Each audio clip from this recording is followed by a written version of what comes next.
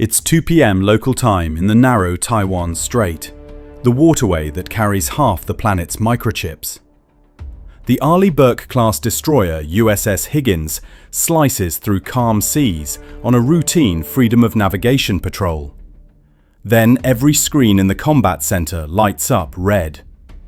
More than 100 steel-hulled vessels appear out of nowhere, closing fast in perfect formation. These aren't random trawlers. Satellite overheads show empty decks, no nets, no crew fishing. Every AIS transponder suddenly goes dark at the exact same second. The Ghost Fleet just erased its identity. Over 100 steel-hulled vessels materialize on radar and satellite at the same time, closing in perfect tactical formation from multiple axes. These are not scattered fishermen looking for tuna. Overhead KH-12 satellite imagery, downlinked in real time, shows completely empty decks. No nets being shot, no long lines in the water, no crew sorting catch, nothing. Just groups of military-age males in identical clothing, standing in disciplined clusters. At the exact same second, every single AIS transponder on all 100-plus boats switches off simultaneously. 100 commercial identities simply vanish from the digital world. The Ghost Fleet has just declared its true nature. Inside the dimly lit CIC, the air becomes electric. The Aegis combat system, processing more data per second than most countries' entire air defense networks, paints a tightening noose around Higgins.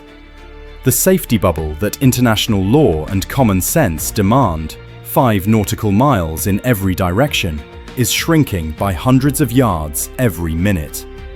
The Chinese maritime militia, state-controlled civilian vessels crewed by PLA reservists and subsidized by Beijing, is executing textbook grey zone warfare. Harass, intimidate, create an incident, force the Americans to overreact, then scream victim to the world. All while maintaining perfect deniability, because technically, they're just fishermen.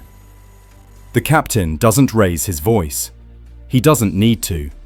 Years of training have prepared everyone for exactly this moment. "Execute layered deterrence protocol," he says calmly. The words ripple through the ship like a starting gun. First move. Eyes in the sky that the Chinese cannot see. On the fantail, a small team arms and catapults a Scan Eagle drone into the air. The little unmanned aircraft, almost silent at 15,000 feet, begins circling invisibly overhead. Its full-motion video and infrared cameras zoom in mercilessly, recording hull numbers that match known militia vessels, faces of crew wearing PLA uniforms under civilian clothes, weapon crates on deck, and zero evidence of any fishing activity whatsoever.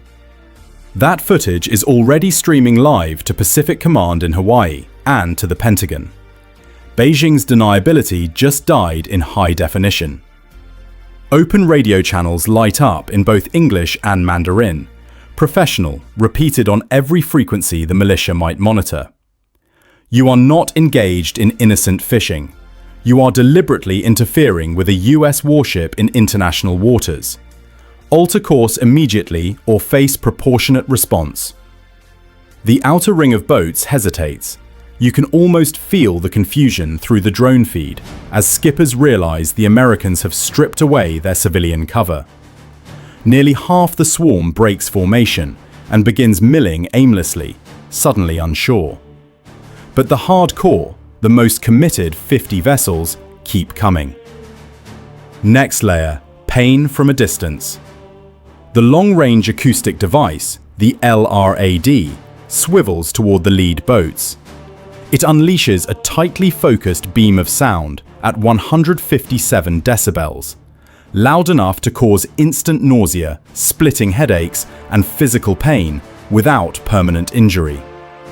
Crew members on the militia boats are seen clutching their ears, staggering, some dropping to their knees. 20 more vessels veer away sharply. desperate to escape the invisible torture. Still, 15 boats charge inside 3 miles, close enough now that a deliberate turn could cause a collision that would make global headlines. The Higgins responds with raw physical power. High-pressure water cannons, each capable of pumping thousands of gallons per minute at 1,000 psi, roar to life. Massive white arcs of seawater slam into the militia boats like liquid sledgehammers. At the same time, 5 million candela searchlights turn night into blinding noon on their decks. Men slip and fall on suddenly flooded decks. Equipment skitters overboard. Helmsmen shield their eyes and lose control. 10 more boats surrender to the onslaught and flee. 5 vessels remain, the most fanatical, the ones Beijing truly counts on. They are now inside 1 mile, dangerously close to ramming range. Then the entire tactical picture changes in a heartbeat. A new contact bursts onto the Aegis display, traveling at over 30 knots on an obvious intercept course. Positive identification.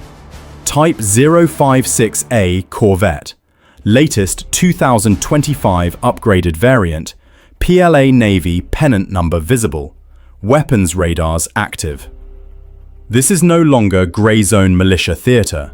This is an actual Chinese Navy warship charging straight at a US destroyer in international waters.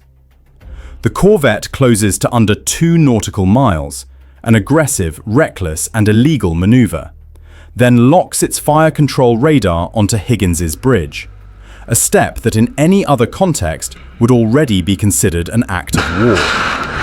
And then it does something unforgivable. A dazzling green military-grade laser sweeps repeatedly across the American ship's bridge windows and sensor arrays, attempting to blind pilots, watchstanders, and critical optics. By 3:05 p.m., the sea is empty, except for the USS Higgins continuing her lawful transit. Exactly on course, exactly on time. Beijing's carefully orchestrated provocation, months in planning, collapsed in minutes. They lost on every level, tactically, informationally, psychologically.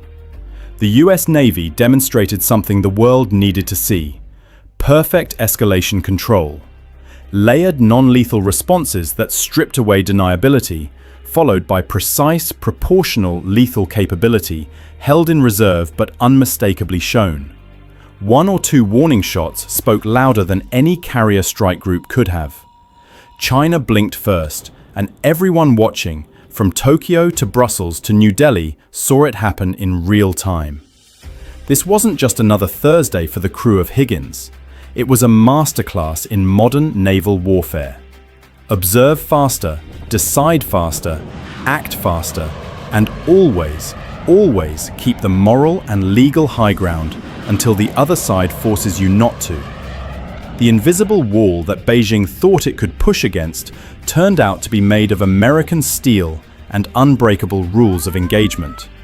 So here's the question for you.